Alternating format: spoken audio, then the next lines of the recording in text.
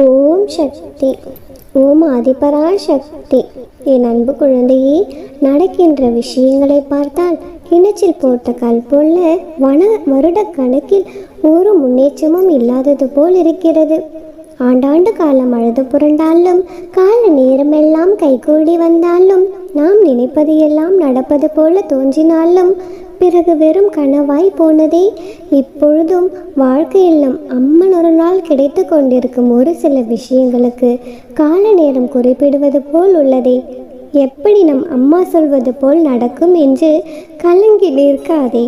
காப்பாற்றி கொண்டிருப்பது நான் என்பதால் உனக்கு நேர்ந்த பல நம்பிக்கை துரோகங்களை உன்னால் தாங்க முடிந்தது. என் குழந்தையே, இவை எல்லாம் என் முன்னால் உனக்கு நடக்கும் வெறும் சாதாரண தடங்கல்கள் தான்.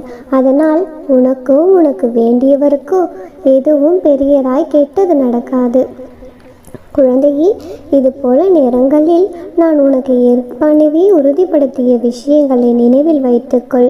நீ என்னிடம் அழுது வேண்டிய போதெல்லாம் உனக்கு எதிரில் உன் அம்மாவாக, உன் அப்பாவாக, இல்லது ஏறாவது ஒரு வடிவிலோ வந்து உன் அருகில் அமர்ந்து ஆசி வழங்கி ஆறுதல் சொன்னதை நினைவில் கொள். குழந்தையே, அதிகாலை கனவில் முன்னோர்களாக வந்து ஆசி வழங்கியதையும், இதுவரை ஏதாவது ஒரு வகையில் உன்னை காப்பாற்றி கொண்டு வரும் நான் இனியும் காப்பாற்றாமல் எப்படி இருப்பேன்?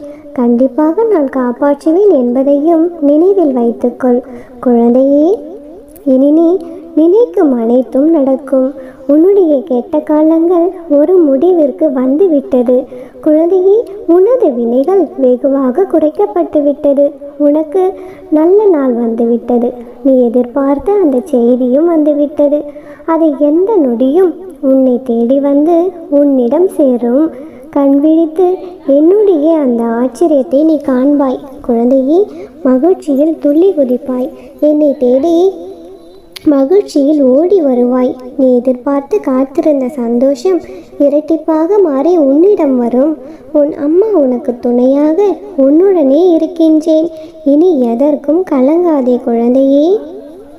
என் அன்பு குழந்தையே, எந்த ஜென்மத்தில் என்ன புண்ணியம் செய்தாயோ நான் உனக்கு அம்மாவாகவும் அப்பாவாகவும் உனக்கு துணையாகவும் இன்று வந்திருக்கின்றேன். நீ செய்த பாவங்களை போக்கவும், உனது பாரத்தை முழுவதுமாக சுமப்பதற்காகவும், நீ படும் வேதனையிலிருந்து உன்னை நான் விடுவிக்கவும், எதை எதை இழந்தாயோ அதையெல்லாம் மீண்டும் பெறுவதற்காகவும், உன்னை முழுவதுமாக புரிந்து கொள்ளாமல் தவறாக நினைத்து உன்னை விட்டு நெடுந்தூரம் சென்றவர்களுக்காகவும் நான் உனது அம்மாவாகவும் நீ எனது பிள்ளையாகவும் இருக்கிறாய். குழந்தையே, உனது கர்ம பலன்களை விலக்கி உனது துயரங்களையெல்லாம் போக்கி தக்க சமயத்தில் அனைத்தும் உன்னை தேடி வரச் செய்து அனைவரும் வியக்கும் வண்ணம் வாழ்க்கையில் உன்னை உயர்த்தி காட்டப் போகின்றேன். குழந்தையே, கவலைப்படாமல் இரு. உனக்கு துணையாக உன் அம்மன் இருக்கின்றேன். கலங்காதே. எப்பொழுதும் எதற்காகவும் கலங்கி கொண்டிருக்காதே குழந்தையே. நானே உனக்கு துணையாக உன்னுடன் இருக்கும் பொழுது உனக்கு ஏன் இத்தனை மனக்கவலைகள்? குழந்தையே, எப்பொழுதுமே எதற்காகவும் நீ கலங்கி கொண்டிருக்காதே. மகிழ்ச்சியாக இரு. கால நேரம் அனைத்தும் உன்னை தேடி வந்து கொண்டிருக்கின்றது. குழந்தையே, பொறுமையாக இரு.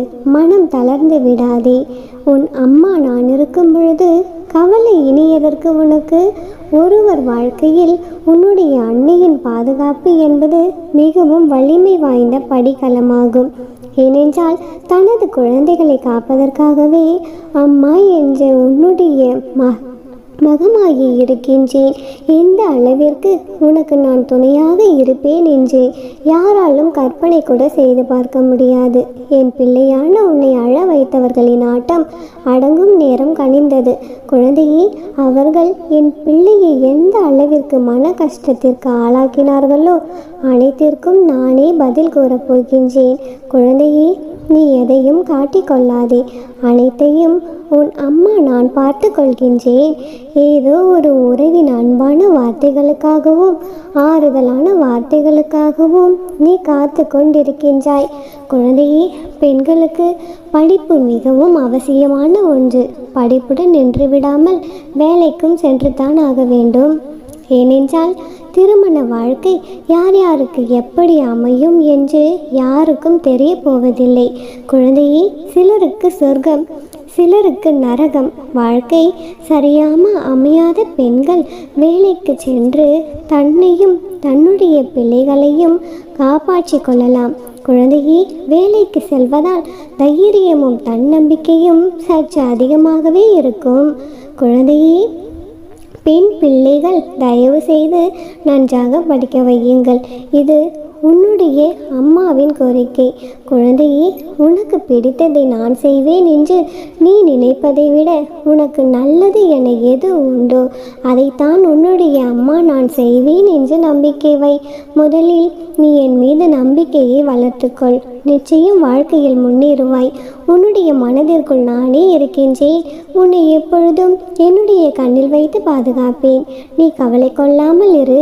வெளிச்சத்தின் ஒளியைப் போல் நீ பிரகாசமாக இருப்பதற்கு உன்னை வழிநடத்தி அழைத்து செல்லுவேன். குழந்தையே, எப்பொழுது நீ அழைத்தாலும் நான் ஓடோடி வருவேன். எல்லாம் சரியாகிவிடும். எதற்கும் அஞ்சாதே. உன்னுடைய அம்மா நான் இருக்கின்றேன். கவலை கொள்ளாமல் இரு. நிச்சயம் நல்லதே நடக்கும். நீ என்னை அன்னையாக நினைத்தாலும் சரி, இல்லை உனது தோழியாக நினைத்தாலும் சரி, நீ எனக்கு பூஜை செய் என்று நான் உன்னிடம் கேட்கவில்லை. மாறாக நீ என் மீது எவ்வளவு நம்பிக்கை வைக்கின்றாயோ அதைவிட அதிகமாக நான் உனக்கு நல்லதையே செய்வேன். என் பிள்ளையே, உனது குறிக்கோள் ஒன்று மீது மட்டும் குறியாயிரு. நான் குறிப்பு தரும் பொழுது நீ உன்னுடைய குறிக்கோளை குறிப்பார்த்து எழுதிவிடலாம். உன்னுடைய வாழ்க்கை அழகிய பூக்கள் மலரும் பூந்தோட்டமாய் மாறப்போகிறது. என் அன்பு குழந்தையே, உன்னுடைய நிம்மதியும் சந்தோஷமும் உன்னை வந்து சேரும் நாள் நெருங்கிவிட்டது. என் பிள்ளையே, நீ நீண்ட காலமாக எதிர்பார்த்த ஒரு நிகழ்வு உன்னுடைய வாழ்க்கையில் அரங்கேறப் போகிறது. என் உயிராய் நீ இருப்பாய். குழந்தையே, தடைகள் என்பது உன்னை அடுத்த கட்டத்திற்கு அழைத்து செல்ல ஆயத்தம் செய்கின்ற விஷயம். எனவே தடைகள் வரும்பொழுது தைரியத்தை இழந்து விடாதே. அடுத்த இலக்கை நோக்கி பாய்வதற்கு தயாராக இரு என் தங்கமே. அதுவும் என்னுடைய பிள்ளை என்பவர்கள் சாமானியமானவர் கிடையாது. அவர்கள் புண்ணியம் மிகுந்தவர்கள். பாவங்களும் கர்ம கெடுவினைகளும் தீர்ந்த உருவம்தான் என் வழிபாட்டை எழுத முடியும். குழந்தையே, எப்பொழுது நீ செய்ய வேண்டியதெல்லாம் சோர்வை நீக்கிவிட்டு புத்துணர்ச்சி பெற வேண்டியதுதான். மனிதர்கள் போடும் தடைகள் மலைகள் அல்ல, தாண்டுவதற்கு சிரமமாக இருக்கும் என்று மலைத்து நிற்பதற்கு. குழந்தையே, அவையெல்லாம் மடை திறந்த வெள்ளத்தின் முன்னால் கையால் அள்ளி போடப்பட்ட மணல் குவியலை போன்றது. குழந்தையே, உன்னை அவை தடுத்து நிறுத்த முடியாது. இதை நீ தைரியமாக நினைத்துக்கொள். சிந்தனையை ஒருமுகப்படுத்து. குழந்தையே, தைரியத்தை வர வைத்துக்கொள். கோழைகளைப் போல கூப்பாடு போட்டு கொண்டு இருக்காமல் செயலாற்ற தயாராக இரு. தடைகள் அனைத்தும் தளர்ந்து போகும். என் தங்கமே, உன்னுடைய மனதில் உள்ள அழுத்தங்களை உன் அண்ணா ஆகிய என்னிடம் எப்படி உணராமல் இருப்பேன்? உன் அம்மா திடமான மனம் கொண்ட என் பிள்ளையான நீ இப்பொழுது தளர்ந்து போய்விட்டாய். குழந்தையை, கவலை கொள்ளாதே. நீ வைத்துள்ள வேண்டுதல்கள் அனைத்தும் நிச்சயமாக கைகூடும். உன்னுடைய மனதில் இருக்கும் வலி, கோபம், இயலாமையை முதலில் நீ விட்டொழி. குழந்தையே, அது உன்னுடைய மனதில் ஒலித்து கொண்டே இருக்கும் வரை உன்னால் நிம்மதியாக வாழ முடியாது. நீ இந்த எண்ணங்களை அழிக்காமல் இருந்தால் அது உன்னுடைய வளர்ச்சிக்கு வழியை தடைப்படுத்திவிடும்.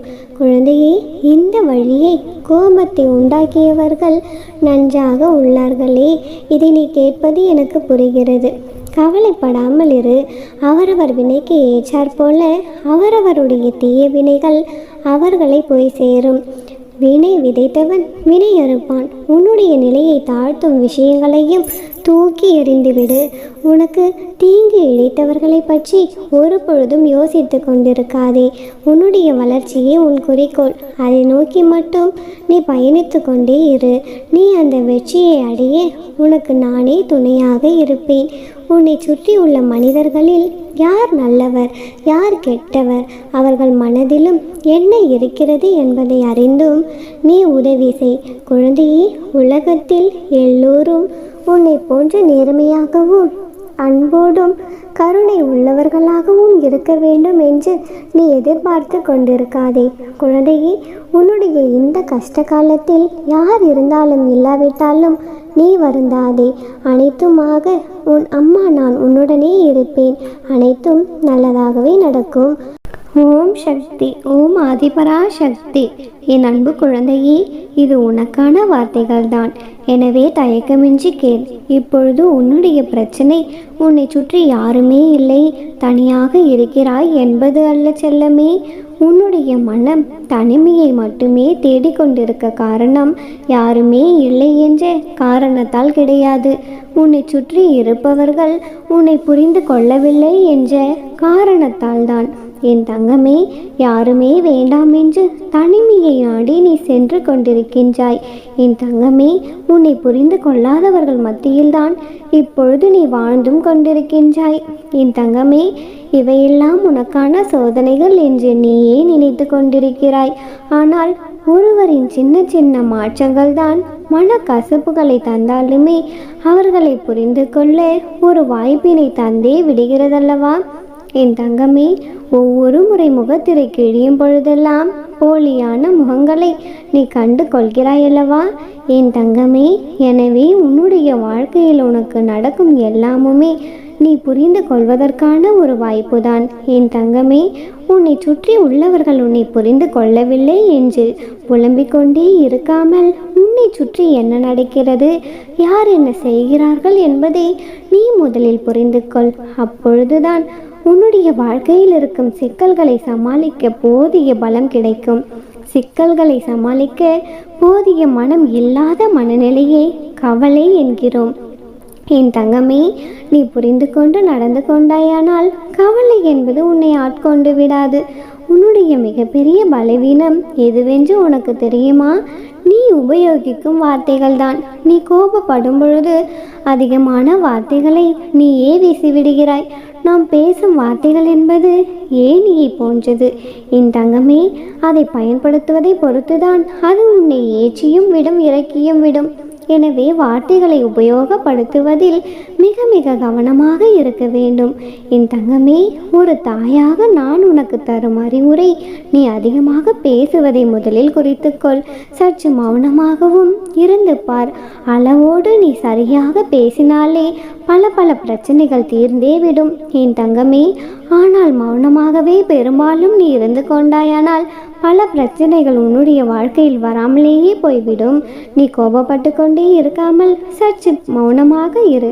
பிறர் உன்னை புரிந்து கொள்ளாவிட்டாலும் சரி, தவறாக புரிந்து கொண்டாலுமே சரி, எதை பற்றியும் நீ கவலைப்பட்டு கொண்டிருக்காதே தங்கமே. யாருக்கு முன்னே நீ நிரூபித்து கொண்டு இருக்க வேண்டும் என்ற அவசியமில்லை. விதந்தாவாதம் வேண்டாம் மகளே. காலம் எல்லாவற்றிற்கும் கட்டாயம் ஒரு முடிவை தரும். உண்மைகள் என்று மௌனமாக இருந்து கொண்டிருக்கலாம், ஆனாலுமே கூட ஒரு நாளும் புதைந்து போய்விடாது. உண்மையோடும் நம்பிக்கையோடும் மட்டுமே இரு. எல்லாவற்றையும் நானே பார்த்து கொள்கிறேன். கவலைப்பட்டு கொண்டு இருக்காதே தங்கமே. எல்லாம் விரைவிலேயே சரியாகிவிடும். நம்பிக்கையோடு இரு. உன் வாழ்க்கையில் இனி எல்லாம் நல்லதாகவே நடக்கும். உன் அன்னை எப்பொழுதும் உனக்கு துணையாக இந்த ஆதிபராசக்தி இருக்கின்றேன். எதை நினைத்தும் கவலைப்படாதே. அம்மனருளால் இந்த நாள் அழகிய நாளாக நிறைவடையட்டும். ஓம் சக்தி, ஓம் ஆதிபராசக்தி.